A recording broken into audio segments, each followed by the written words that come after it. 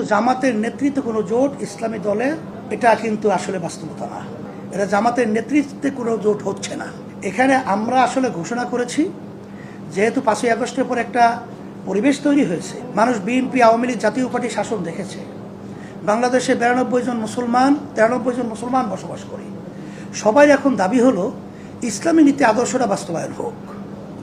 সেই লক্ষ্যে আমরা ঘোষণা করেছি ইসলামের ব্যাপারে একটা বাক্স হোক। একটা বাক্সের ব্যাপারে নির্বাচনী সমঝোতা যেটাকে বলা হয়, এই পথেই কিন্তু আমরা আগাচ্ছি। সেখানে ইসলামী আন্দোলন বাংলাদেশ আমরা বলছি একটা বাক্স। এবার বাংলাদেশ খেলাফত মজলিস মামুনুল হক সাহেব তার বক্তব্য এবং তাদের সিদ্ধান্ত হলো একটা বাক্স। বাংলাদেশ খেলাফত মজলিস আহমদ আব্দুল কাদের বাচ্চু ভাই সহ এদেরও সিদ্ধান্ত একটা বাক্স হবে। নিজাম ইসলাম তারাও ঘোষণা করছে একটা বাক্স। ঐক্যজোটও ঘোষণা করছে একটা বাক্স। খেলাফত আন্দোলনও মনে হয় এর ভিতরে ঘোষণা করেছে একটা বাক্স।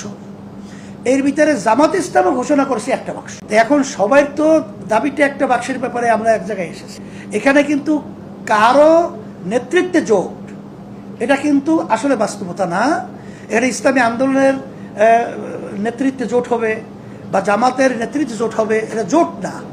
এটা নির্বাচনী একটা সমঝোতা, এটা নির্বাচনী অ্যালায়েন্স, এটা নির্বাচনের মানে আসন ভিত্তিক একটা সমঝোতা আমাদের হওয়ার প্রক্রিয়া চলছে। এখন তারা কোথায় শরিক পেল এটা তো আমরা এখন পর্যন্ত দেখি নেই। তারা কি বলছে যে আমাদের সাথে অমুক অমুক দল শরিক? আসলে বাস্তবতা হলো এইটা সেক্রেটারি জেনারেল জামাতের সে মনে হয় এক জায়গায় একটা বক্তব্য রেখেছে। তা আমরা আসলে এখন পর্যন্ত সিট সমঝোতা, আসন সমঝোতার আলোচনা এখন পর্যন্ত আসলে হয় নাই। এখন সে কোন লক্ষ্যে কিভাবে কেন বলছে এই প্রশ্নের উত্তর এখন তার সাথে আমার আলোচনা হয় নাই। এটা এখন পরিষ্কার আমি আসলে বলতে পারবো না। এটা যদি সে বলে থাকে এই কথাটা সে ঠিক বলে নেই। এটা যদি সে বলে থাকে এই মেসেজটা আমি বলবো যে নির্বাচনী আসনের ব্যাপারে এটা কিন্তু ক্ষতিগ্রস্ত হবে। এটা তার বলা ঠিক না।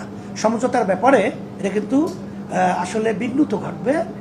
এটা ভালো একটা লক্ষণ কিন্তু বয়ে আসবে না।